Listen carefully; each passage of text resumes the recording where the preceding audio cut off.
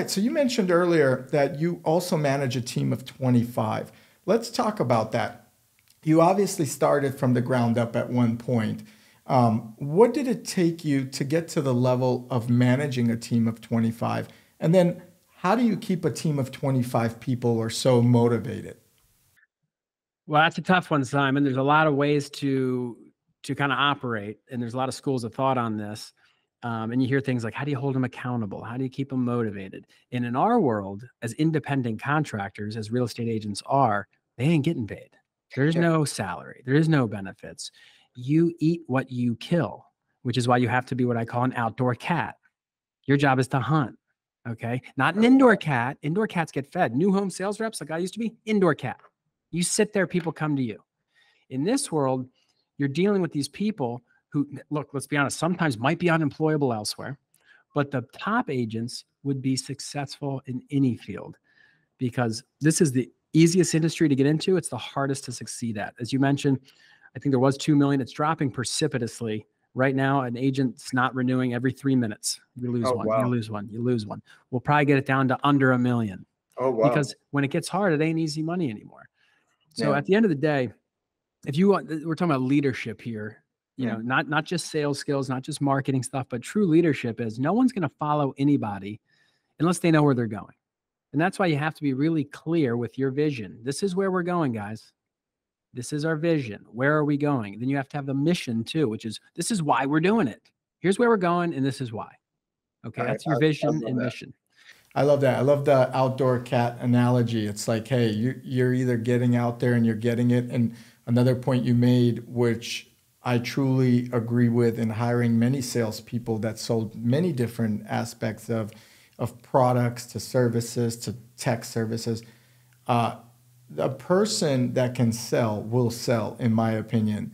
You either kind of got it or you don't. Now, you could always develop your skills. No one is born a great salesperson, but they got to have that desire, that hunger to really get out there and make sure they improve daily. And I'm sure, Andrew, even to this day, you probably learn techniques or you polish your tools to make yourself that much more efficient or better.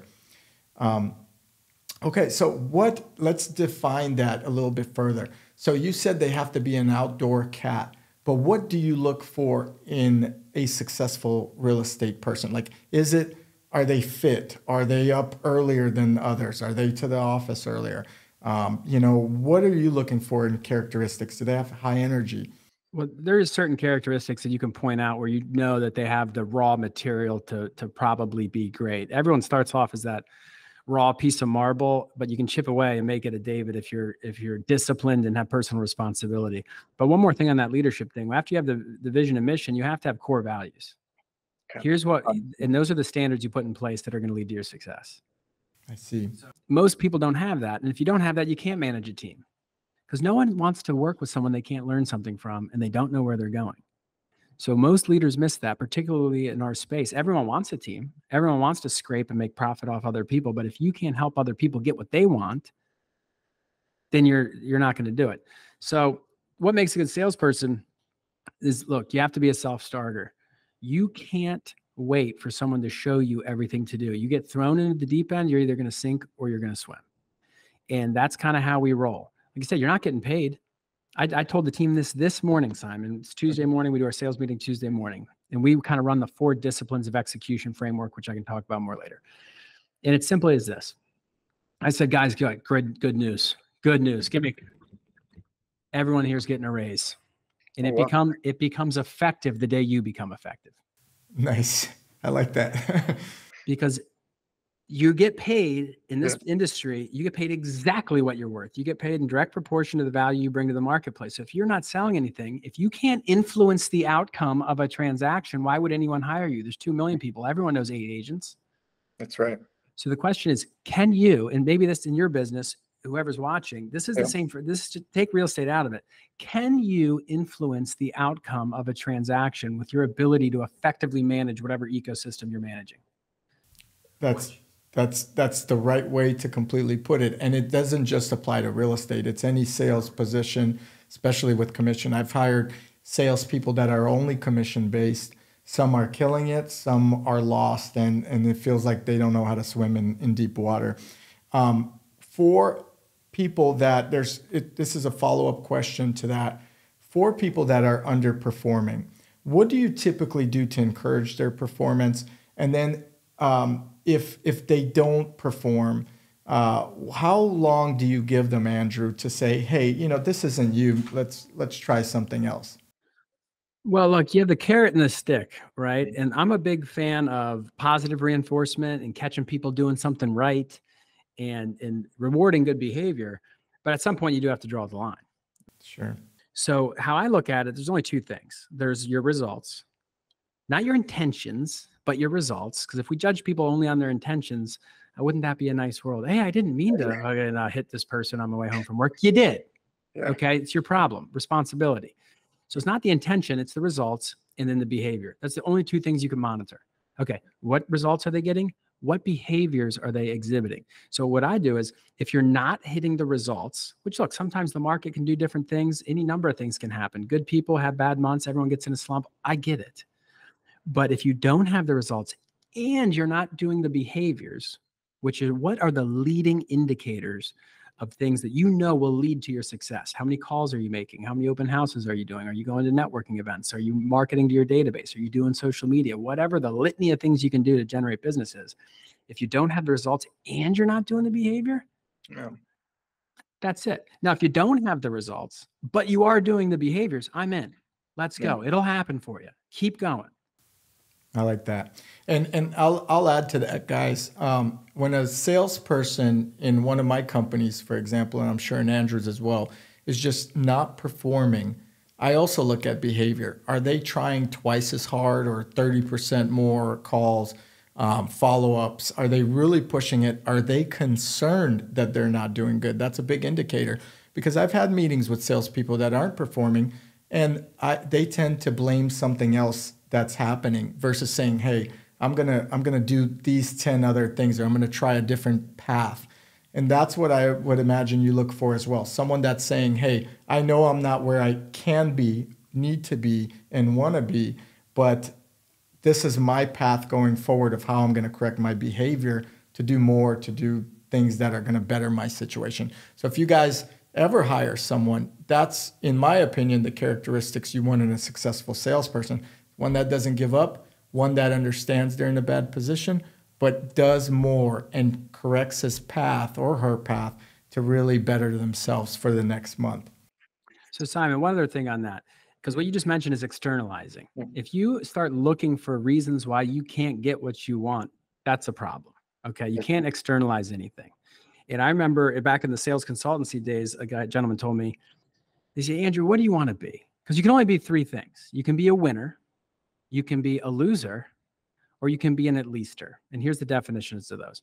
Winners are people who expect to win, and they most often do. Losers are people who expect to lose and almost always do. But what's even worse, what's even more insidious is an at-leaster, which is, hey, at least I'm better than this girl. At least I'm doing better than that guy. Hey, I only did 5 deals, but at least I'm better than Paul. I see. That's the worst. Yeah. And that's the types of people you got to find and get out. And what helps you with this is your vision, your mission, and your core values. A couple of our core values: personal responsibility, set goals, and exhibit the self-discipline to achieve them. It's up to you. No one's coming to save you. Okay, because people need to design their own plan. What a lot of managers make is like, here's the plan. Here's what you need to do to be successful. And that's fine, but you have to let them take ownership of the plan, because people don't argue with their own data, Simon. They need to say it. They need to believe it. And look, we're all different.